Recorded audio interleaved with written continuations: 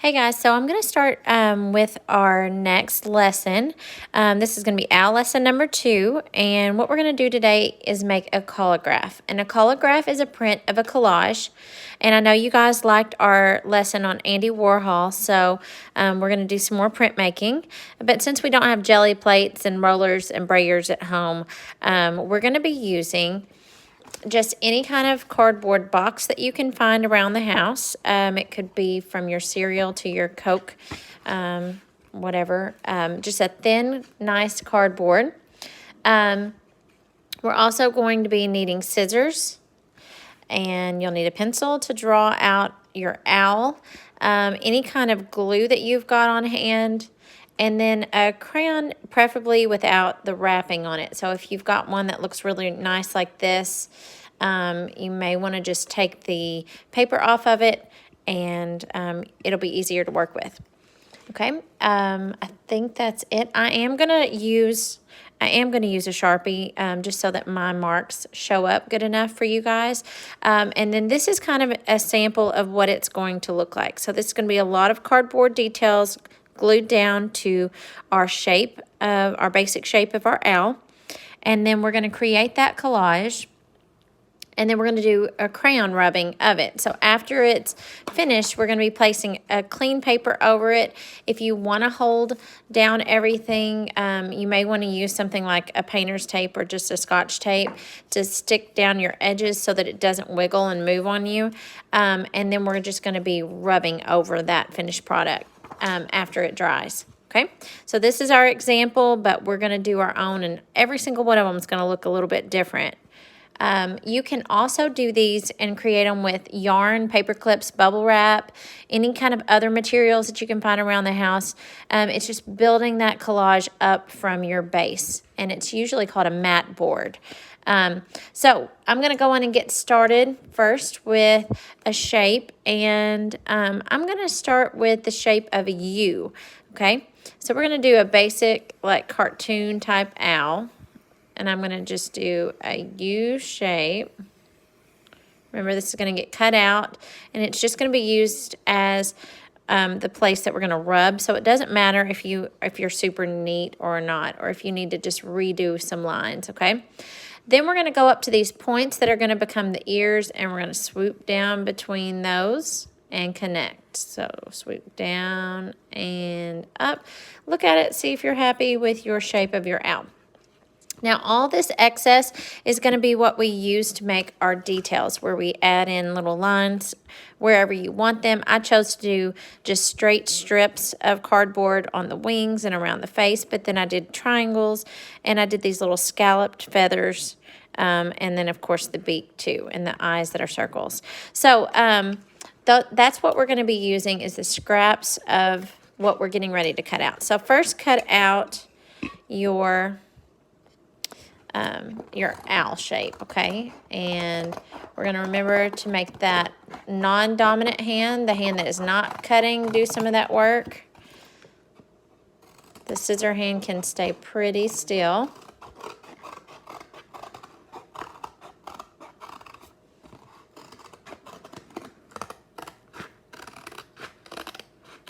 Okay, and so now I have that shape. Now this shape is going to decide how big everything else needs to be. But we need to start with thinking about eyes and the beak. So let's see. You could take any kind of little circular objects that you find around the house and see how big do I want my eyes to be. We could do like our lids to our glue, or you could just trace it out, try it. You would get your pencil out. I'm going to do it with Sharpie so you can see real well. I'm going to start right here, and I'm just going to draw a basic shape. Now, if I wanted to make sure that they're exactly the same size, then I would just go on and cut this out and trace it, but I am just going to go with close to the same size, and that's going to be my basic outside of the eyes, okay? And then I'm going to make a circle that's smaller, and then one that matches it for the inside of the eyes. Then I'm going to cut those out. but I'm not throwing anything away because some of these little parts that were, even the smallest parts, could be made into a triangle really quickly, or maybe it's already started into a scallop. So we're just going to leave those, set them aside so you don't get them all mixed up. And what I have learned from doing this is that we should go on and start gluing so that we don't lose our pieces and so that they don't start wiggling around. Plus, we want them to start drying on our cardboard. So we're going to go on and glue even out to the edges. Glue, glue, glue. And then place them where you want them. And we're going to let these guys sit while we finish some of our other details, okay?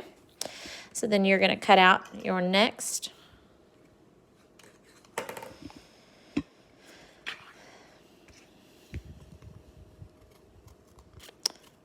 Let's see, your next little part of your eyes. You guys know how I videotape these things. It's interesting. I need to get a better setup. Okay, so then you can check that, set those on top of the eyes, see if it's small enough. Remember, you can always trim it down a little harder to add it back, right? So we're just going to trim and check and see if we're going to be happy with that. I'm cool with it. So I'm going to flip it, glue the back, put this back on the eye. I'm going to have, I don't know what I have about these owls just kind of shifting their eyes, but I'm going to shift them over to one side. And then I'm going to stop there. Goodness, can't sit down my glue. All right, then this is what I was talking about. Here's a scrap. So I'm going to just cut out a beak shape like I did yesterday. I could draw it first if you're nervous about how to cut it, but it's just pretty much a rounded triangle. And then you can see if you like what it looks like. I'm happy with that. So I'm going to put my glue down. Make sure I get it lined up where I want it and press down. Just going to check all of that. And now I need to do wings. So I still had that large piece left over, and then I've got some of these smaller pieces. This is closer to what the wing size is going to be. So I could take my pencil. I'll take my Sharpie so you all can see better and kind of outline where I think the wing should be. And then I can cut it out. Placing it there kind of gave me a size reference and the angle that I want it to be hanging at, so that was helpful. So then I can put it right back there. Now I'm going to put the glue up here on the owl body because then I can not glue the part that was hanging off of the owl body. Don't want it to stick to anything else right now. Okay. All right, same thing for the other side. You can see if this would work. I think it will. This is just the other scrap. And I'm going to come down like this and maybe back up. And then cut that out.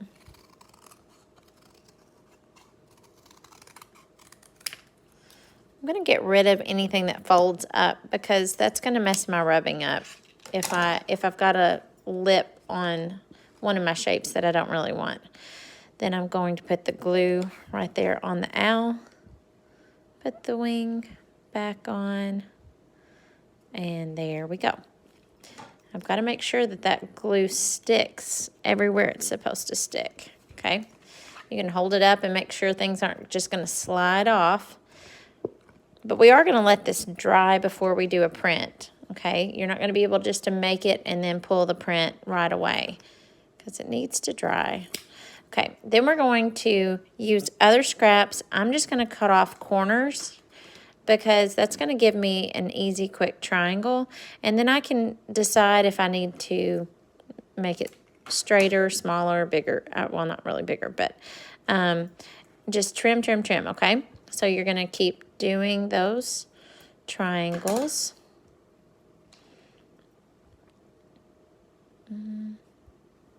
It'll be fine. and cut down as many as you want, okay? I'm not going to do all these, but you're going to just be figuring out where you want them, gluing them down completely. Make sure that they're completely pressed. And do that all across wherever you want. If you wanted that on the whole thing, then you just go triangle crazy. If you want other shapes, you create your other shapes. I'm just going to show you guys kind of a variety. And the easiest one are the stripes or strips that we can just cut straight across here. And if you don't want them flying all over the place like they are on my mat, then you could just clip not all the way to the edge, clip about to the same spot every single time. And then you could take, oops, that's where the handle was on my Coke. So it's, then I could just cut straight across these. And now I have a ton of little strips here. So I can place those anywhere I want to. They're kind of stuck on the end. So I can place them anywhere I want. I framed out his face in my example. I put some on, so like right here, I had some. These really turn out nice in the rubbing. We're going to lose the outline of the owl, so these are nice. If you go all the way around with some sort of pattern, you're going to see your owl best. I use the scallops at the bottom. I think that worked really well, but you could also even go ahead and kind of shape out the bottom and then add your scallops too. And then I'll show you how to do that in just a second. All right, so after you have outlined around the edges, then you're going to start creating, if you want to create feathers, then I would just show you guys to do kind of a swoop, okay? And if you want to draw that, then by all means, draw it. You've got some time to do it, do it. And then we're just going to stack these, okay? So that base layer is actually going to go down at the bottom of our owl, and then we're going to go on top of that, on top of that, on top of that. And then that creates our layers for the feathers. So, but you have to do the bottom layer first so that the next layer lays on top of that one, and then on top, on top, on top, on top, until you run out of room. Okay, so you're going to go on and continue cutting and creating the rest of your owl. And then once you're all finished, like I said earlier, you're going to get a sheet of paper. And if you want tape, okay, we could always put our owl on another piece of cardboard. If you wanted to do that, that's great. If not, I just rolled a piece of tape, and I'm going to stick it down here to my messy mat. And then I'm going to take a piece of tape and get my paper stabilized on all my corners. Let's see.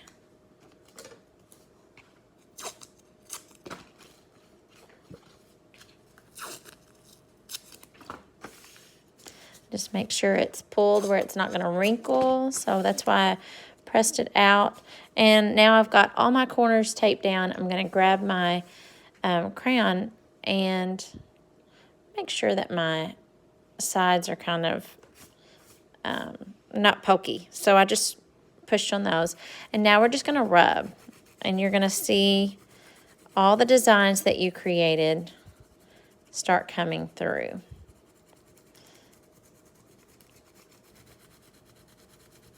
You don't have to rub really hard to be able to get your colors to come through. And you could do it with one color, or you could do it with multiple colors.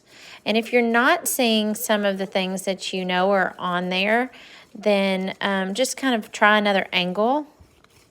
Change the angle of what your crayon is working at. So instead of just going all up and down, maybe go corner to corner, side to side.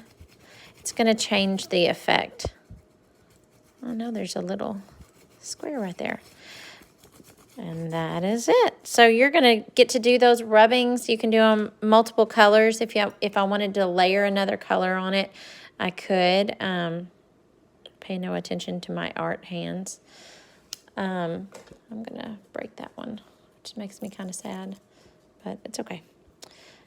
That's it. So anyways, you could rub with the side of your other crayon if you want.